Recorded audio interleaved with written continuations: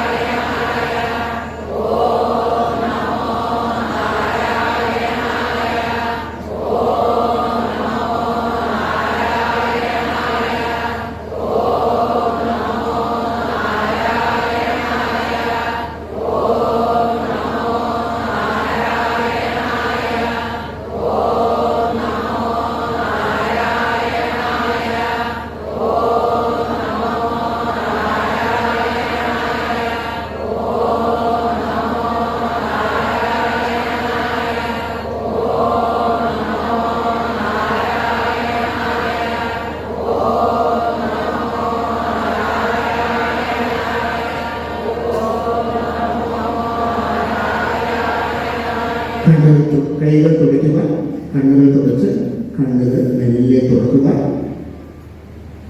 ഇനി അടുത്ത 30 മിനിറ്റ് വേറെ ഒരു സാധനങ്ങളും ശ്രദ്ധിക്കരുത്. ചെവി മാത്രം ഇങ്ങോട്ട് തരും. ബാഗ് അവിടെ ഇങ്ങോട്ട്, മൊബൈൽ അവിടെ എല്ലാവരും ഇവിടേക്ക് തന്നെ നോക്കണം. പറഞ്ഞാൽ കേൾക്കാതിരുന്നാൽ സനാതന ധർമ്മത്തിന്റെ അടിസ്ഥാന ഏറ്റുപറയുക. ഋക്ക്, യജുസ്, സാമം, അഥർവം എന്നീ 4 വേദങ്ങളും അവർക്ക് പറയുക. ആയുർവേദം, ധനുർവേദം, ഗാന്ധർവവേദം, സ്ഥാപത്യവേദം എന്ന 4 ഉപവേദങ്ങളും ശിക്ഷ, കൽപ്പം, നിരുക്തം, ഛന്ദസ്, വ്യാകരണം, ജ്യോതിഷം എന്ന 6 ശാസ്ത്രങ്ങളും ഉറക്കെ ആയുർവേദം, ധനുർവേദം, ഗാന്ധർവവേദം, സ്ഥാപത്യവേദം എന്ന ഉപവേദങ്ങളെ പോലെ ന്യായം, മീമാംസ, ധർമ്മശാസ്ത്രങ്ങൾ, ഇതിഹാസ പുരാണങ്ങൾ എന്ന 4 ഉപ അംഗങ്ങളും ചേർന്ന് 18 ഇതാണ് ഓരോ ഹിന്ദുവും ആദ്യം പഠിക്കേണ്ടത്. സനാതന ധർമ്മത്തിന്റെ അടിസ്ഥാന 18 തത്വങ്ങളാകുന്നു. ഓക്കെ, ഇനി തെറ്ററിയില്ല, എന്നോട് പറഞ്ഞില്ല, ആരെയൊക്കെ വായിക്കാൻ എനിക്ക് ഒന്നും പറയരുത്. ഓരോ ഹിന്ദുവും അറിയേണ്ടതാണ്. ನೋಡಿ ಋಕ್ ಅಂತ ಕೇಳಿದ್ರು. ಋಕ್ ಹೊರಕಂತೆ ಋಕ್, ಯಜುಸ್, ಸಾಮ, ಅಧರ್ವಂ, ಆಯುರ್ವೇದಂ, ಧನುರ್ವೇದಂ, ಗಾಂಧರ್ವೇದಂ, സ്ഥാപത്യവേദം, ശിക്ഷ, കൽപ്പം, നിരുക്തം, ഛന്ദസ്, വ്യാകരണം, ജ്യോതിഷം, ന്യായം, മീമാംസ, ധർമ്മശാസ്ത്രങ്ങൾ, ഇതിഹാസ പുരാണങ്ങൾ. ഓരോ ഹിന്ദുവും അറിഞ്ഞിരിക്കണം. സനാതന ധർമ്മത്തിന്റെ അടിസ്ഥാന ഗുരു വേദവ്യാസ മഹർഷി. ഓക്കെ, സനാതന ധർമ്മത്തിന്റെ ജഗദ്ഗുരു ആദിശങ്കര ഭഗവാൻ. ഒന്ന് വിഷ്ണുവിന്റെ അവതാരം, ഒന്ന് പരമേശ്വരൻ. കാര്യം പറയുന്നത്. സനാതനധർമ്മത്തിന്റെ അടിസ്ഥാന ഗുരു വ്യാസൻ പറഞ്ഞാൽ തേങ്ങിടുന്ന ആളല്ല, ഭഗവാൻ വേദവ്യാസൻ. ആരാണ്? സനാതനധർമ്മത്തിന്റെ ജഗദ്ഗുരു ആദിശങ്കര ഭഗവത്കാരായ മലയാളിയുടെ കുടുംബ ബന്ധുക്കളാണ് ഓരോ മലയാളി. ജഗദ്ഗുരു ശങ്കരാചാര്യരുടെ ഓർമ്മയ്ക്കാണ് മലയാള വർഷം ആരംഭിച്ചത്. മലയാള വർഷത്തിന് എന്താ പറയാ? കൊല്ലവർഷം. കൊല്ലം വർഷം. 17 ആചാര്യന്മാർ ഒന്നിച്ചു ചേർന്ന് AD 820 സമാധിയായ ജഗദ്ഗുരു ആദിശങ്കരാചാര്യരുടെ ഓർമ്മയ്ക്ക് വേണ്ടി അദ്ദേഹത്തിന്റെ കൂടെ പഠിച്ച തെക്കന്നൂർ രാജരാജവർമ്മ തമ്പുരാൻ 5 വർഷങ്ങൾ കഠിന പരിശ്രമം നടത്തിയതിന്റെ ഫലമായി 825 പാസാക്കി തുടങ്ങിയതാണ് കൊല്ലവർഷം. അതുകൊണ്ട് ഓരോ മലയാളി ഇത് അഭിമാനത്തോടുകൂടി ഓർക്കണം. മനസ്സിലായി? ഇനി 365 ദിവസങ്ങളാണ് ഒരു വർഷം. 365 വർഷങ്ങളാണ് ഒരു ദേവവർഷം.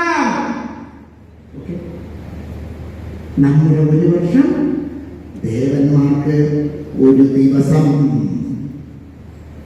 വർഷശാന്തം കൂട്ടുമ്പോൾ ദേവന്മാർക്ക് നിത്യേന അനുഗ്രഹം നൽകാൻ തോന്നുന്നു. ദേവകർമ്മവും പിതൃകർമ്മവും ഗുരുകർമ്മവും ഒരിക്കലും വേണ്ട വയ്ക്കാൻ പാടില്ല.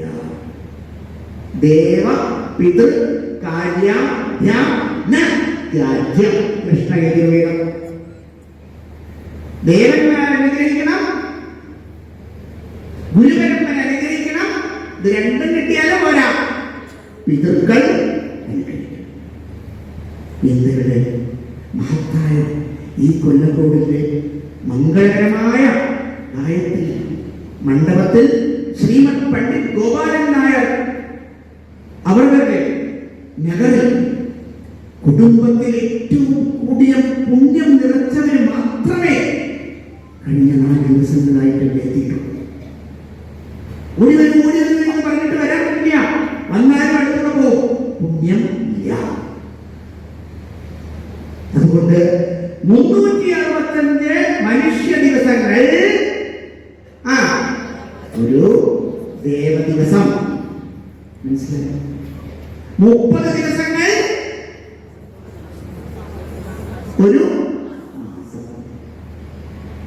നമ്മുടെ ഒരു മാസം പിതൃക്കൾക്ക് ഒരു ദിവസം. ഈ അടിത്തറ ചെറുപ്പകാലങ്ങളിൽ നമ്മുടെ വീടുകളിൽ സന്ധ്യാനാമത്ത് അശ്വതി പരമി കാട്ടുക എന്ന് പറഞ്ഞ് ഇരുത്തി പഠിപ്പിച്ചു. നമുക്ക് നഷ്ടമായി. മുതിർന്നവരെ ആദരിക്കാനും നാം മറന്നു. നാരായണീയവും സമാജവും എന്നതാണ് ഇന്നത്തെ വിഷയം. ഇവിടെ വരുന്ന ആചാര്യന്മാരെല്ലാവരും അവരവർക്ക് ഇഷ്ടമുള്ളത് പറഞ്ഞു പോയിട്ട് കാര്യമില്ല. നമുക്ക് നമ്മുടെ വിഷയം എന്താ? നാരായണീയം. ഇത് സമാജത്തിന് എങ്ങനെ കൊടുക്കാം? ഇതുകൊണ്ട് സമാജത്തിന് എന്താണ് ഗുണം? നമ്മൾ ചെയ്യുന്ന ഓരോ പ്രവർത്തനയും ഫലം കുടുംബങ്ങൾക്ക് ലഭിക്കണം, നമ്മുടെ ഗ്രാമത്തിൽ ലഭിക്കണം, ഭഗവാന് ലഭിക്കണം, ലോകത്തിന് നന്മയായി തീരണം.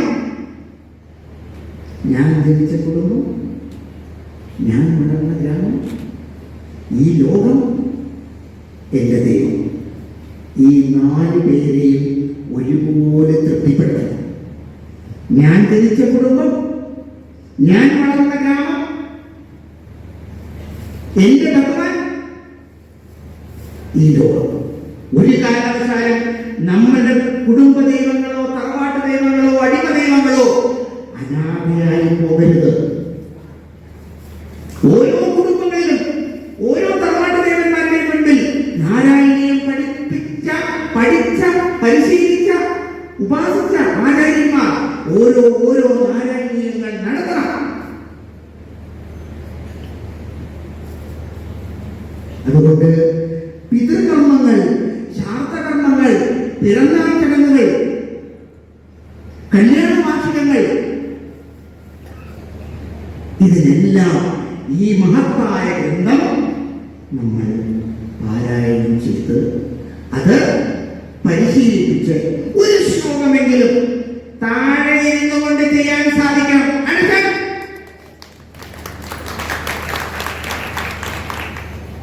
മേൽപുത്തൂർ നാരായണ ഭട്ടതിരി തിരുവേണി കഷ്ടപ്പെട്ട് ഓലയുടെ തടുക്കുണ്ടാക്കി മറ്റൊരു സൗകര്യമില്ലാതെയാണ് എഴുതിയത്. നമ്മളെല്ലാം 5 സ്റ്റാർ സ്റ്റൈലാണ് നാരായണ. ശരിയാണോ? ഗ്രന്ഥമായ നാരായണനെ വായിക്കുന്നുണ്ടെങ്കിൽ അതിനെ വിശദമായിട്ട് ഉപയോഗിക്കാം. സനാതന ധർമ്മത്തിന്റെ അടിസ്ഥാനമായ 4 വേദങ്ങളിലെ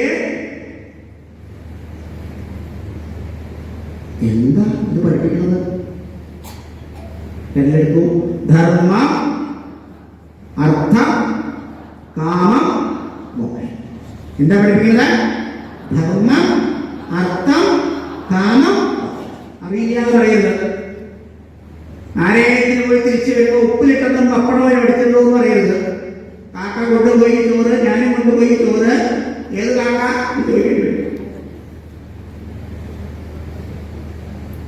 മനസ്സിലായി? അതുകൊണ്ട് ധർമ്മം, അർത്ഥം, കാമ, ഈ പുരുഷാർത്ഥത്തെ 4 വേദങ്ങളിലും 4 യുഗങ്ങളിലൂടെ പഠിപ്പിക്കുകയാണ്. ഏതൊക്കെ യുഗം? ഓക്കെ, കൃതയുഗം, ത്രേതായുഗം, ദ്വാപരയുഗം. ഈ 4 യുഗങ്ങളിലൂടെ ഈ 4 വേദങ്ങൾ ഈ 4 ഐക്യത്തെ ഏത്? ധർമ്മം, അർത്ഥം, കാമം, മോക്ഷം. ഈ 4 ഐക്യത്തെ 4 വിഭാഗക്കാർക്ക് പഠിപ്പിക്കുക. ഏതൊക്കെയാ? ഉറക്കെ പറയാ. ബ്രഹ്മചര്യം, ഗാർഹസ്ഥ്യം, വാനപ്രസ്ഥം. ഈ 4 ആശ്രമക്കാർക്ക് പഠിപ്പിക്കുക. അപ്പൊ ഞങ്ങൾക്ക് അത് ആശ്രമം. ഞങ്ങളൊന്നും ആശ്രമത്തില്ല. ആരാ പറഞ്ഞ ആശ്രമത്തില്ല?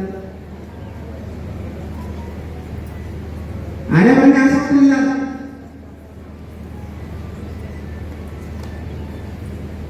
ബ്രഹ്മചര്യ ആശ്രമത്തില്, അല്ലെങ്കിൽ ഗൃഹസ്ഥാശ്രമത്തില്, അല്ലെങ്കിൽ വാനപ്രസ്ഥാശ്രമത്തില്, അല്ലെങ്കിൽ സന്യാസാശ്രമത്തില്. ഇത് 4 പെടാത്തവരുണ്ടെങ്കിൽ ദയവീത് മൊത്തം.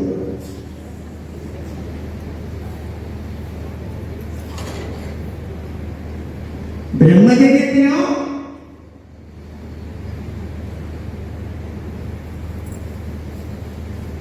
ഗൃഹസ്ഥത്തിലോ വാനപ്രസ്ഥത്തിലോ സന്യാസിലോ അല്ലാത്തവരെ എടുക്കാൻ പറ്റുമോ? മനസ്സിലായി? അതുകൊണ്ട് നമ്മൾ ഈ 4 തത്വങ്ങളെ, വേദം പറഞ്ഞ ഈ 4 വിഷയങ്ങളെ എല്ലാ യുഗങ്ങളിലും സാധാരണക്കാരായ, സംസ്കൃതം പഠിക്കാത്ത, വേദപാഠശാലയിലൊന്നും പോകാത്ത, എന്നാൽ തന്റെ കുടുംബ ജീവിതത്തെയും ലോക കാര്യങ്ങളെയും കൃത്യമായി നടത്തുന്ന സമാജത്തെ, സനാതന ധർമ്മത്തെ ആചരിക്കുന്ന ഹിന്ദു സമാജത്തെ പഠിപ്പിക്കാൻ തയ്യാറാക്കിയ ഗ്രന്ഥങ്ങളെയാണ് ഇതിന്റെ ധർമ്മം, അർത്ഥം, കാമം, മോക്ഷം എന്നിവകളെ ഋഗ്വേദം, യജുർവേദം, സാമവേദം, അഥർവവേദം എന്ന 4 വേദങ്ങളിലൂടെ സത്യയുഗം, ത്രേതായുഗം, ദ്വാപരയുഗം, കലിയുഗം എന്ന 4 യുഗങ്ങളിലും ബ്രഹ്മചര്യം, ഗാർഹസ്ഥ്യം, വാനപ്രസ്ഥം, സന്യാസം എന്ന ആശ്രമക്കാർക്ക് പഠിപ്പിക്കുവാനും പരിശീലിപ്പിക്കുവാനും തയ്യാറാക്കിയ ഗ്രന്ഥങ്ങളെയാണ് ഇതിഹാസ പുരാണങ്ങൾ. ഇത് ക്ലിയർ? എനിക്കതറിയില്ല, എനിക്കിതറിയില്ല എന്ന് പറയരുത്. സനാതന ധർമ്മത്തിന്റെ അടിസ്ഥാനപരമായ ഇതിഹാസ പുരാണങ്ങൾ എന്ന് പറഞ്ഞാൽ ഇതാണ്. അതിൽ ഏറ്റവും വിശേഷമായ പുരാണമാണ് ശ്രീമദ് ഭാഗവതം. അത്രയും പഠിച്ചാൽ മതി. അതെന്താ കാരണം? അവതാരങ്ങൾ, അംശാവതാരങ്ങൾ, പൂർണ്ണാവതാരങ്ങൾ, ഈ 3 സെക്ഷനാണ്. എന്തൊക്കെയാണ്? അവതാരങ്ങൾ, അംശാവതാരങ്ങൾ, പൂർണ്ണാവതാരങ്ങൾ. ഇതെല്ലാം ചേർന്നിട്ടുള്ള ഒരു പവിത്ര ഗ്രന്ഥമാണ് ശ്രീമദ് ഭാഗവതം. അത് 18 പുരാണങ്ങളിൽ പഠിക്കാം. നമ്മളൊന്ന് ഓരോ പ്രഭാഷണത്തിൽ കേൾക്കും, അയ്യോ വ്യാസഭഗവാൻ കഴിഞ്ഞു, അങ്ങനെ ഒരു കച്ചവടം ഉണ്ടായിട്ടില്ല. ഇത് മസാല കൂട്ടാൻ വേണ്ടി പറയുന്നതാ. 1000 കൊല്ലങ്ങൾ ഋഷീശ്വരന്മാർ യാഗയജ്ഞങ്ങൾ നടത്തി ആ യാഗയജ്ഞങ്ങളുടെ ഫ്രീ ടൈമിൽ ഭജന പാടുന്നത് പോലെ സന്തോഷവും ഉന്മാദവും സംതൃപ്തിയും ഭക്തിയും ചേർന്ന് വരാവുന്ന രീതിയിൽ ഭഗവാൻ വേദവ്യാസ മഹർഷിയുടെ പുത്രൻ ശ്രീശുക ബ്രഹ്മർഷി ഉപദേശിച്ച് മോക്ഷഗ്രന്ഥമായ ശ്രീമദ് ഭാഗവതത്തിൽ എവിടെയാണ് അറിയുക? സനാതന ധർമ്മത്തിന്റെ അടിസ്ഥാന ഗുരുവായ വേദവ്യാസ മഹർഷി കഴിഞ്ഞാൽ ബാക്കി ഋഷീശ്വരന്മാർ അങ്ങനെ കഴിഞ്ഞു അപ്പോഴേക്ക്. അതുകൊണ്ട് ശ്രീമദ് ഭാഗവതം എന്ന മഹത്തായ ഗ്രന്ഥം 10 ലക്ഷണങ്ങളോടുകൂടി ചേർന്നതും 12 സ്കന്ധങ്ങളുള്ളതുമാണ്. ഒറ്റ വാക്കിൽ പഠിക്കുക. വാട്ട് ഈസ് നാരായണി എന്ന് ചോദിച്ചാൽ അറിയണം.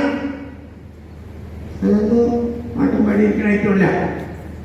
ശ്രീമദ് ഭാഗവതം എന്ന ഗ്രന്ഥം 12 സ്കന്ധങ്ങളും 10 ലക്ഷണങ്ങളും. കൈകൾ തയ്യാറാക്കുക. അറിയാം, ഉറക്കെ പറയാം. സൃഷ്ടി, വിസർഗ, സ്ഥാന, പോഷണ, ഊതികൾ, മന്വന്തരം, ഈശകത, നിരോധം, മുക്തി, ആശ്രയം. ഓക്കെ, ഈ 10 ലക്ഷണങ്ങൾ ചേർന്ന പുരാണങ്ങളെയാണ് മഹാപുരാണങ്ങൾ എന്നത്. അതുകൊണ്ട് എല്ലാ ഗുണങ്ങളും നിറഞ്ഞ്, എല്ലാ ലക്ഷണങ്ങളും നിറഞ്ഞ്, എല്ലാ തത്വങ്ങളും ഉൾപ്പെടുന്ന, എല്ലാ ദേവന്മാരെയും ഉൾപ്പെടുത്തിക്കൊണ്ടുള്ള ആചാര പദ്ധതിയാണ് ശ്രീമദ് ഭാഗവതം. ആ ശ്രീമദ് ഭാഗവതത്തിന്റെ സത് ചിത് ആനന്ദം. എന്താണ് സത് ചിത് ആനന്ദം? സത് എന്താ സത്ത്? കാലത്രയേബി തിഷ്ഠതി. എന്താ സത്ത്? പറയൂ. കാലത്രയേബി തിഷ്ഠതി. എന്താണ്? കാലത്രയെ, എല്ലാ കാലങ്ങളിലും ഉള്ളത് സത്ത്. ചിത് സുഖസ്വരൂപ.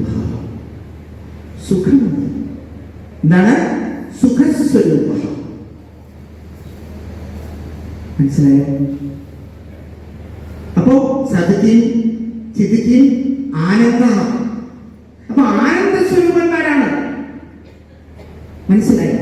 അപ്പൊ സത്ത് ചിത്ത ആനന്ദം എന്ന സന്തോഷപ്രദമായ സർവരോഗ നിവാരണം നടത്തുന്ന, എല്ലാ ദുഃഖങ്ങളെയും മാറ്റുന്ന, ഏറ്റവും ക്ഷമാശീലനായ മഹാവിഷ്ണുവിന്റെ ചരിത്ര തത്വങ്ങളും സംഭവ വിഷയങ്ങളും ചേർത്തതാണ് ശ്രീമദ് നാരായണീയം. അപ്പൊ ശ്രീമദ് നാരായണീയം 1034 ശ്ലോകങ്ങളും 100 അധ്യായങ്ങളും. ദശകം എന്ന് പറയാം, പക്ഷെ ദശകം സൗകര്യത്തിന് പറയാം. ദശകം 10 ശ്ലോകങ്ങൾ മാത്രം. ചിലതിൽ 14, ചിലതിൽ 9 ഉണ്ട്. അതുകൊണ്ട് നമുക്ക് അഡ്ജസ്റ്റ്മെന്റ് ചെയ്തിട്ട് ദശകം എന്ന് പറയാം, 100 ദശകങ്ങൾ. ഇതാണ് നാരായണീയത്തിന്റെ അടിത്തറ. അപ്പൊ നാരായണീയം എന്ന് വെച്ചാൽ സനാതന ധർമ്മത്തിന്റെ വേദങ്ങൾ പ്രഖ്യാപിക്കുന്ന വിഷയങ്ങളെ നമുക്ക് പറഞ്ഞു തരുന്നു. അതുകൊണ്ട് വേദധർമ്മം എന്താണോ നിയമങ്ങൾ പാലിക്കുന്നതും പരിപാലിക്കുന്നതും പറഞ്ഞിട്ടുള്ളതും അത് അതുപോലെ നാരായണീയ പാരായണത്തിൽ നടത്തണം. അല്ലെങ്കിൽ അതിന്റെ പരിപൂർണ ഫലം നമുക്ക് കിട്ടില്ല. ഭഗവാനെ മറക്കൊന്നുമില്ല. ഭഗവാനെ മറക്കണ്ട, ഭഗവാനെ നിങ്ങളുടെ ബാക്കിൽ നിന്ന് മറിക്കാൻ പറ്റുന്നതാണ്. അത്ര വലിയ ബാക്കാണ് നിങ്ങൾക്ക്. നിങ്ങൾ മറിച്ചാൽ പറയുന്ന ഐറ്റമാണോ ഭഗവാൻ? അതുകൊണ്ട് അത് അങ്ങനെ പറയണ്ട, അങ്ങനെ ഒരു ഐറ്റമേ ഇല്ല. സർവ്വവ്യാപിയായിരിക്കുന്ന ഭഗവാനെ എവിടേക്കാണ് നിങ്ങൾ മറിക്കുക? ഇതൊരു നിയമം പരിപാലിക്കുന്നു, അത്രയേ ഉള്ളൂ. മനസ്സിലായ? അതുകൊണ്ട് സത്യധർമ്മവും വിഷയങ്ങളും വിട്ടുകൊണ്ട് കേവലം ഒരു അന്ധവിശ്വാസത്തിൽ അത് പാടില്ല ഇത് പാടില്ല എന്ന് പറഞ്ഞ് യാതൊരു ബോധമില്ലാത്ത ഒരു ഗ്രൂപ്പായിട്ട് മാറരുത് സനാതന ധർമ്മത്തിന്റെ നാരായണീയ പ്രവർത്തകർ. കാരണം വേദത്തെയാണ് തൊട്ടിട്ടുള്ളത്. ഋഗ്വേദത്തിൽ 21, യജുർവേദത്തിൽ 116, സാമവേദത്തിൽ 1000, അഥർവേദത്തിൽ 50, അങ്ങനെ 1187 ശാഖകളുള്ള വേദങ്ങൾ, 1187 സംഹിതകള്, 1287 ബ്രാഹ്മണങ്ങള്, 1287 ആരണ്യകള്, 1287 ഉപനിഷത്തുക്കള്. ഇത്രയും ശാഖകൾ, അതിനെയാണ് നിഗമശതസഹസ്രേണ എന്ന് പറയുന്നത്. വേദം പ്രഖ്യാപിക്കുന്ന 1287 ഉപനിഷത്തുക്കളിൽ കാണുന്ന സത്ത് ചിത്ത് ആനന്ദം എന്ന സാന്ദ്രാനന്ദത്തെ സാധാരണക്കാർക്ക് ഉപദേശിക്കുന്ന ഗ്രന്ഥം. മനസ്സിലായോ? അതുകൊണ്ട് നമ്മുടെ നിയമങ്ങളും ഇഷ്ടങ്ങളും ഒന്നും തന്നെ നമ്മൾ മറികടന്നുകൊണ്ട് പാടില്ല. ഹൃദയത്തിൽ 408 വയസ്സായിരുന്നു ആയുസ്.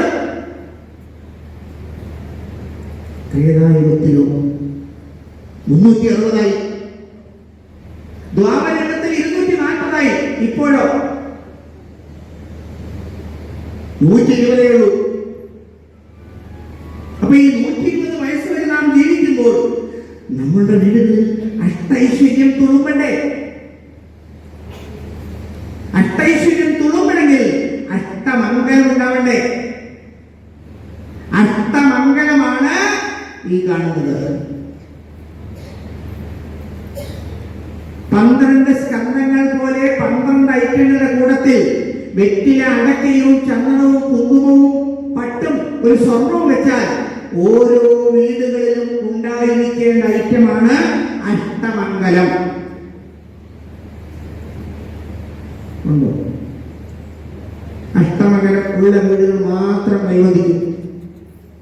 അവർക്ക് എല്ലാവർക്കും ഡോക്ടർ സന്തോഷ് സാറ് ഈ അവസാന ദിവസം അഷ്ടമംഗലം സൂക്ഷിച്ചിട്ടുള്ള വീട്ടുകാർക്ക് പ്രസാദമായിട്ട് വിശേഷമായ പ്രൈസ് നൽകുന്നത്. ഇനി നമ്മുടെ വീടുകളിലെല്ലാം തന്നെ അഷ്ടമംഗലം ഉണ്ടാവണം. അതോടൊപ്പം എന്താണ് സമാജവും നാരായണീയമായിട്ടുള്ള ബന്ധം? ഓരോ വീട്ടിലും ഐശ്വര്യമായിരിക്കേണ്ടതാണ് തുളസിച്ചെടി. ചീത്തവെള്ളം 1 സെക്കൻഡ് ഒഴിച്ചാൽ അടുത്ത ദിവസം രാവിലെ വാടിയിരിക്കും. പരമപവിത്രമായ ഇടത്ത് മാത്രമേ തുളസി വരികയുള്ളൂ. തുളസിയെ വളർത്തുന്നത് പ്രകൃതിയെ സംരക്ഷിക്കുന്നതാണ്.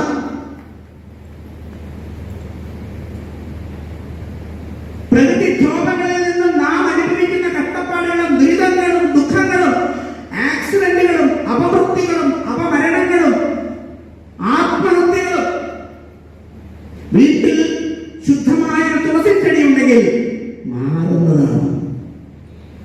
തുളസി കല്യാണമായിട്ടും തുളസി വിത്തുമായിട്ടും നാരായണീയ മഹോത്സവ സമിതി ഓരോ വീടുകളിലേക്കും തൈകൾ തരുമ്പോൾ, വിത്തുകൾ തരുമ്പോൾ പ്രപഞ്ചത്തിൽ പ്രകൃതി ക്ഷോഭങ്ങളിൽ നിന്ന് നിന്നുള്ള സംരക്ഷണമാണ് നടത്തപ്പെടുന്നത്. അന്തരീക്ഷ മലിനീകരണത്തെ പരിപൂർണമായി തകർക്കുകയാണ് ചെയ്യുന്നത് തുളസി വളർത്തുന്നതിലൂടെ. തുളസി, കൂവളം, ചന്ദനം ഇതെല്ലാം പരമപവിത്രമായ ചെടികളും മരങ്ങളാണ്. വേപ്പുമരം. അതുകൊണ്ട് തുളസി വിത്തും തുളസിയുടെ മാഹാത്മ്യവും തുളസിയുടെ പ്രവർത്തനവും തുളസിയുടെ പ്രചരണവും തുളസി തൈകളെ വീടുകളിൽ നിർബന്ധമായി എത്തിക്കലും പ്രകൃതി സംരക്ഷണമാണ്, സമാജത്തിന്റെ സംരക്ഷണമാണ്, സമാജത്തിന്റെ അത്തൈശ്വര്യം വിതറാനാണ് ചെയ്യുന്നത്.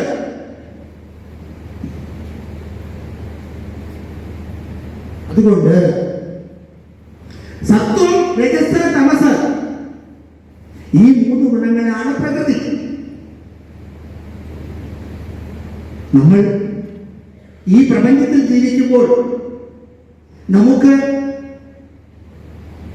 ജഗത്ത് എന്ന പ്രകൃതിയുമായി അലിഞ്ഞു ചേർന്ന് വേണം ജീവിക്കാൻ. അതിന് നമ്മുടെ ജീവിതത്തിൽ ദോഷങ്ങള്, നവഗ്രഹ ദോഷങ്ങള്, നക്ഷത്ര ദോഷങ്ങള്, ജന്മനക്ഷത്ര രാശിയിലുള്ള കൂറുകൾ തമ്മിലുള്ള വ്യത്യാസങ്ങള്, ഇത് ഓരോ വിഭാഗക്കാർക്കും ഓരോ ഗോത്രക്കാർക്കും വ്യത്യാസമായിരിക്കും.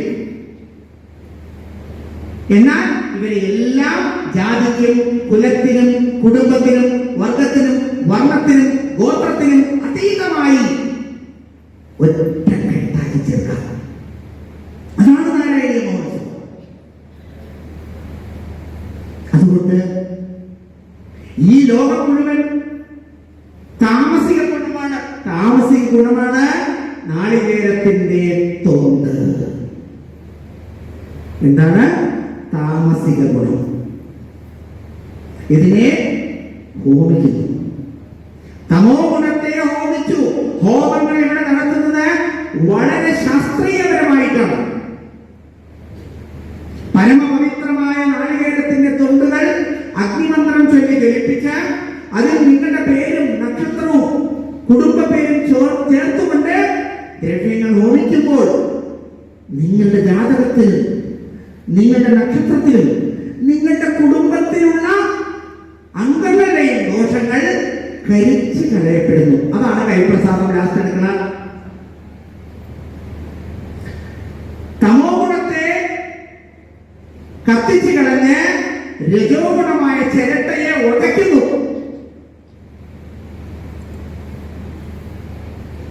രജോ ഗുണമാണ് ചിരട്ട.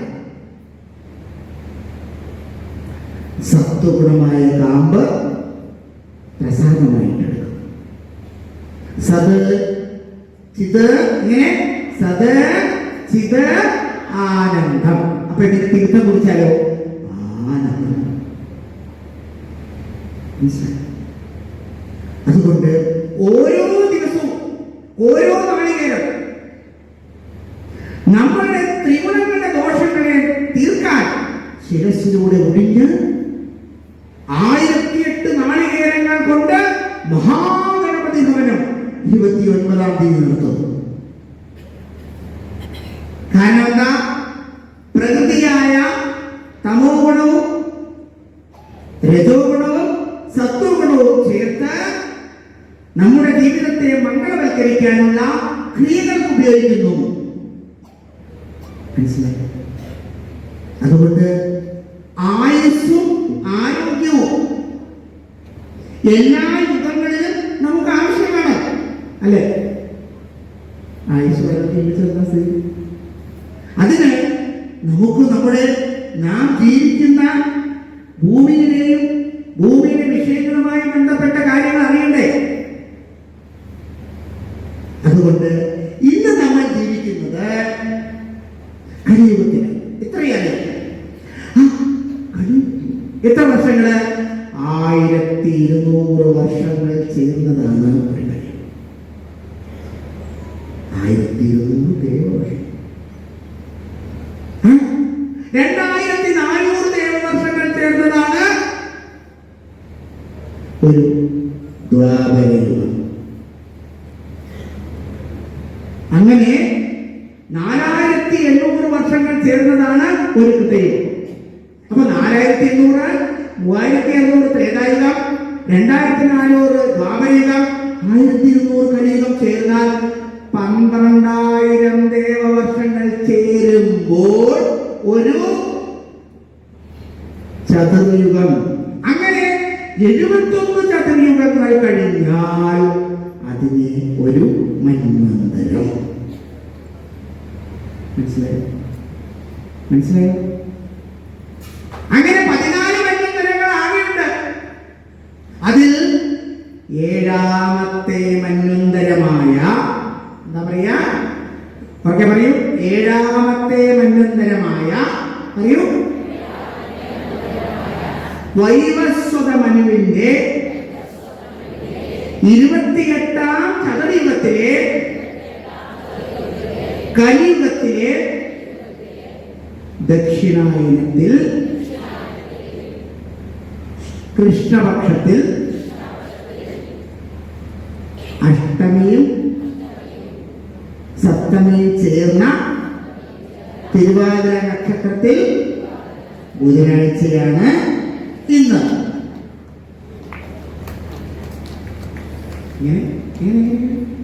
നിങ്ങൾ എപ്പോഴെങ്കിലും അതൊക്കെ ഞങ്ങൾ തെറ്റൂര് ജയിക്കുന്നു എന്ന് പറഞ്ഞിട്ടേരുത്.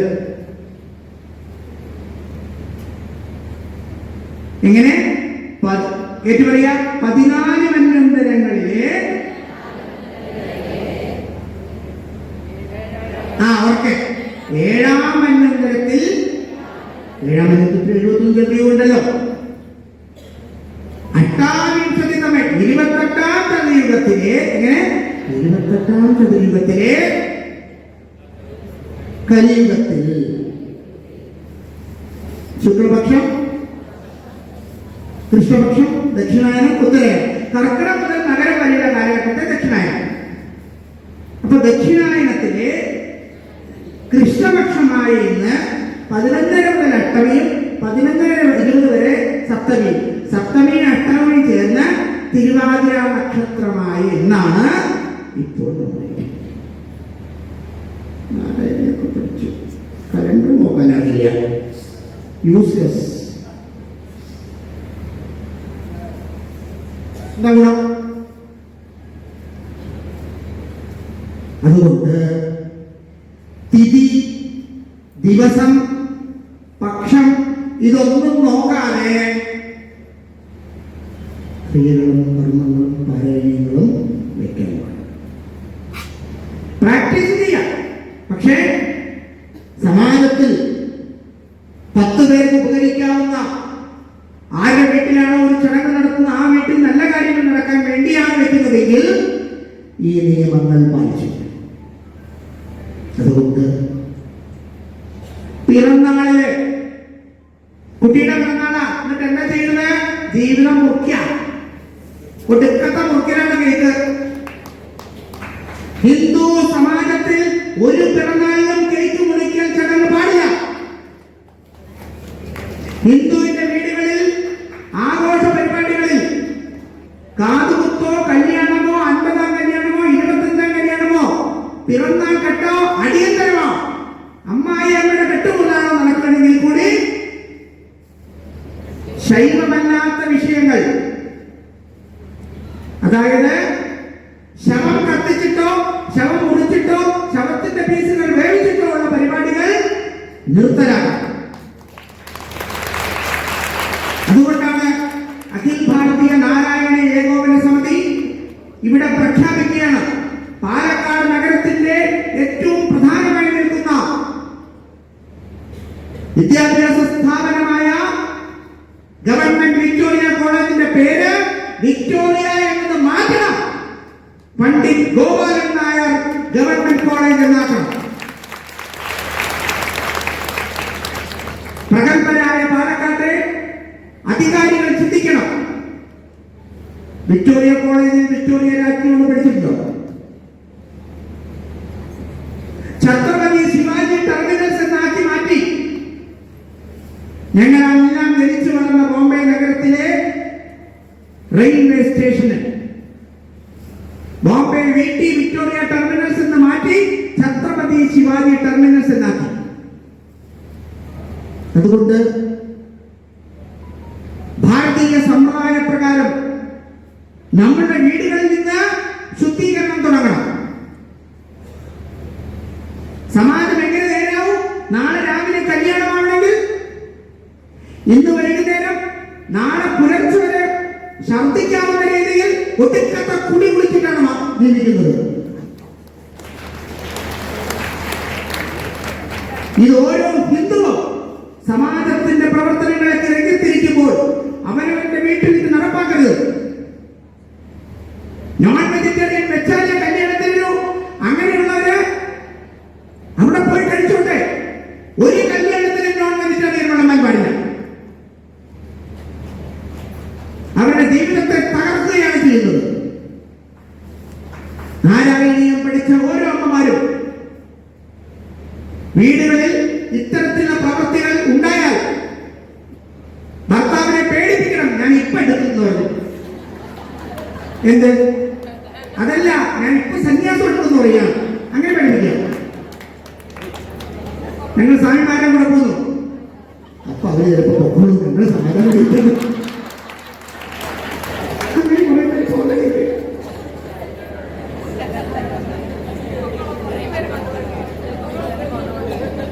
അതുകൊണ്ട് നാരായണീയ മഹോത്സവത്തിൽ നിന്ന് കഴിഞ്ഞു പോകുമ്പോൾ നാം പഠിച്ചിരിക്കേണ്ട വിഷയം ഹിന്ദു സമാജത്തിന്റെ ഉദ്ധാരണ പ്രവർത്തനങ്ങൾക്ക് നാം ഓരോരുത്തരും ചുക്കാൻ പിടിക്കും.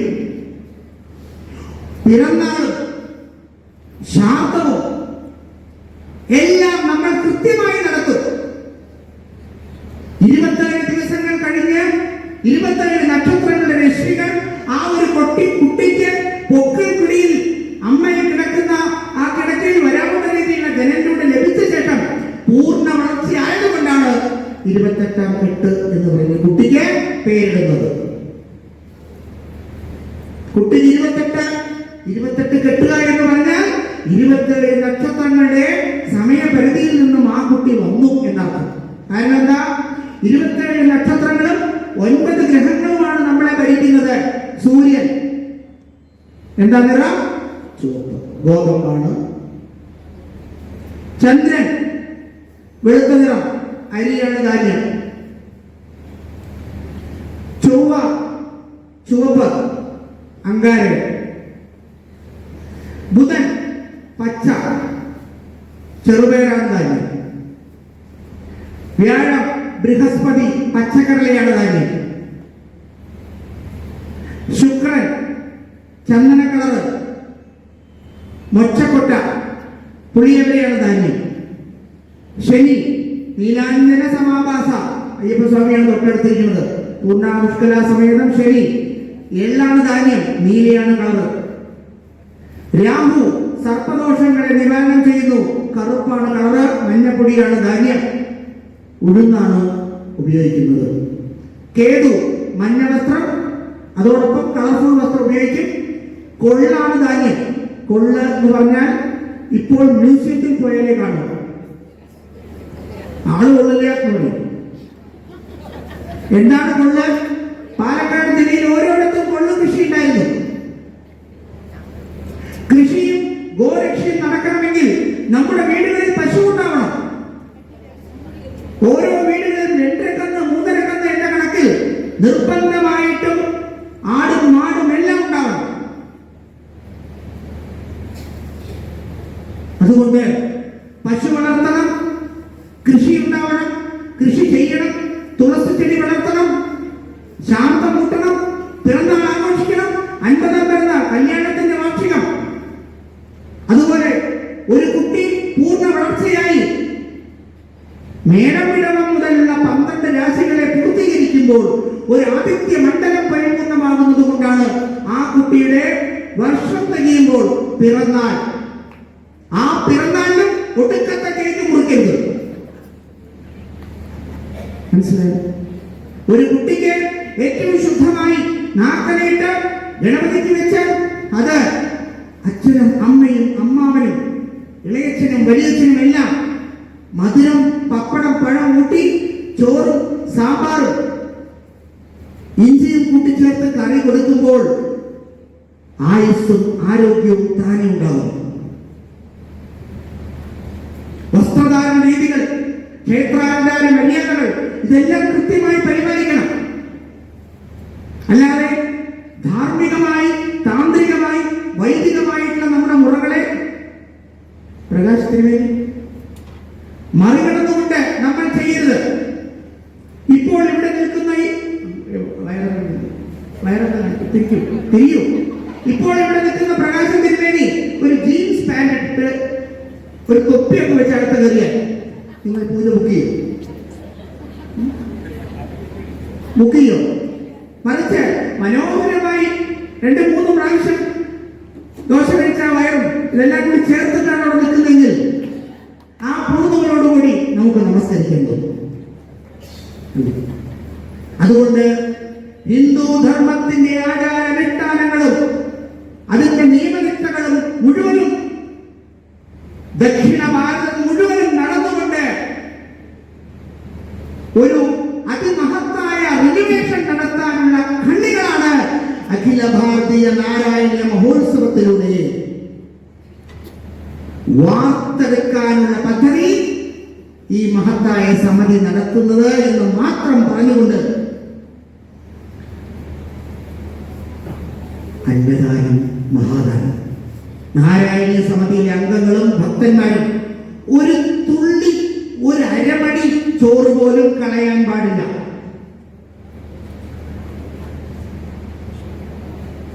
നാരായണീയ പാരായണത്തിനിടയിൽ ഇഷ്ടാനുസരണം വെള്ളം കുടിക്കാൻ പാടില്ല. വെള്ളം കുടിക്കാനല്ല അവിടെ വന്നത്. കൃത്യമായ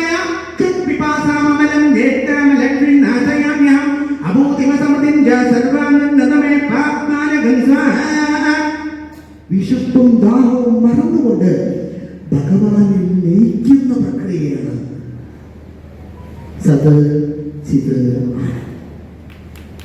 അതുകൊണ്ട് അത് നേടാൻ വരുമ്പോൾ എന്ത് വിശപ്പ്, എന്ത് ചിട്ട, എന്ത് വെള്ളം കുടി എല്ലാം മറന്ന് ഭഗവാനിൽ ലയിക്കുന്ന പ്രക്രിയയാണ് നാരായണീയം എന്ന് മാത്രം പറഞ്ഞുകൊണ്ട് ഈ ആയുസിൽ 28ാം ചതുർയുഗത്തിലെ കലിയുഗത്തിൽ നാം ഓരോരുത്തരും ചെയ്യുന്ന നാരായണീയ പാരായണത്തിലൂടെ ധർമ്മരക്ഷയും രാഷ്ട്രരക്ഷയും ഗോരക്ഷയും നടത്തും. എന്തൊക്കെയാണ്? ധർമ്മരക്ഷ, രാഷ്ട്രരക്ഷ, ഗോരക്ഷ. ഓരോ ഹിന്ദുവിന്റെയും കർത്തവ്യം എന്തൊക്കെയാണ്? ധർമ്മരക്ഷ, രാഷ്ട്രരക്ഷ, ഗോരക്ഷ. ഇത് മൂന്നും ചെയ്യാനാണ് ഭഗവാൻ വിഷ്ണു നമ്മളെ നാരായണീയത്തിന് തിരഞ്ഞെടുത്തത്. നിങ്ങളായിട്ട് വന്നതല്ല, ഭഗവാൻ വിഷ്ണു നിങ്ങളെ തിരഞ്ഞെടുത്തതാണ്. അതുകൊണ്ട് നമുക്ക് ഭഗവാൻ വിഷ്ണുവിനെ സേവിക്കുന്നതിലൂടെ എന്ത് ചെയ്യാം? നാരായണീയത്തിലൂടെ ധർമ്മരക്ഷ, രാഷ്ട്രരക്ഷ, ഗോരക്ഷ. എന്തൊക്കെയാണ്? ധർമ്മരക്ഷ, രാഷ്ട്രരക്ഷ, ഗോരക്ഷ. അല്ലാതെ ഉള്ള എല്ലാ പ്രവൃത്തികളും ദൈവീകമായി നാം ചെയ്യുന്നുണ്ടെങ്കിലും ആത്യന്തികമായ ലക്ഷ്യം ധർമ്മരക്ഷ, രാഷ്ട്രരക്ഷ, ഗോരക്ഷ. അതിന് നമുക്ക് തടസ്സങ്ങൾ നീങ്ങണം, കഷ്ടങ്ങൾ നീങ്ങണം, ബുദ്ധിമുട്ടുകൾ നീങ്ങണം. അതിനാണ് ഗണപതി കഴിയുന്നത്, പാലഭിഷേകം ചെയ്യുന്നത്, നവഗ്രഹത്തിൽ നാളെ അതിമഹത്തായ നവഗ്രഹവും നടക്കുന്നു. നവഗ്രഹ പൂജകൾക്ക് ബുക്ക് ചെയ്യണം, ജാതക ദോഷങ്ങൾ തീർക്കണം. നാം ഒരാൾ പങ്കെടുക്കുമ്പോൾ നമ്മുടെ കുടുംബത്തിൽ പുണ്യം നിറയണം. അതിനാണ് ഇത്രയും കഷ്ടപ്പെട്ട് അമ്പലപ്പാറയിൽ നിന്നും, ഷൊർണൂരിൽ നിന്നും, തിരുവല്ലാമലയിൽ നിന്നും എത്രയോ 100 കിലോമീറ്ററുകൾ യാത്ര ചെയ്ത് ഇവിടെ എത്തിച്ചേരുന്നത്. നമ്മുടെ കുടുംബത്തിലേക്ക് ഒരു നോക്ക് പുണ്യം കൊണ്ടുപോകാനാണ്. അതുകൊണ്ട് ഇവിടെ താമസിക്കുന്നവർക്ക്, കേരളത്തിന് പുറത്ത് ജോലി ചെയ്യുന്നവർക്ക്, നമ്മുടെ കുടുംബങ്ങൾ വിദേശത്ത് ജോലി ചെയ്യുന്നു, അവർക്ക് മൊത്തം എല്ലാവർക്കും നന്മയുണ്ടാകാനാണ് അഖില ഭാരതീയ നാരായണീയ മഹോത്സവം.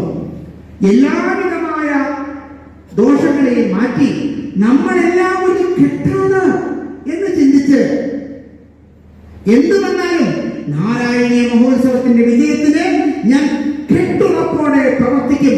ആരെന്നെ എന്ത് പറഞ്ഞാലും എവിടെ എന്ത് നടന്നാലും എനിക്ക് വാദമല്ല. ഞാൻ ചെയ്യുന്നത് ഭഗവാൻ വിഷ്ണുവിനുള്ള സേവയാണ് എന്ന് മാത്രം ചിന്തിച്ചാൽ ആരാരെ കുറ്റം പറയണം, ആരാരോട് ഇത് പറയണം, ആരാരെ ചീത്ത പറയണം? അതുകൊണ്ട് ഇത് എന്റെയാണ്, നാരായണീയം എന്റെയാണ്, വിഷ്ണു ഭഗവാൻ എന്റെയാണ് എന്ന് ചിന്തിച്ചാൽ ഹിന്ദുധർമ്മം ഉദ്ധരിക്കപ്പെടും. അതിലൂടെ നാരായണീയ മഹോത്സവത്തോടെ നമുക്ക് ഭാരതത്തെ വിശ്വഗുരുവാക്കാം എന്ന് മാത്രം അറിഞ്ഞുകൊണ്ട് സനാതൻ ധർമ്മ കി, വിശ്വധർമ്മ കി, ഭാരത് മാതാ കി.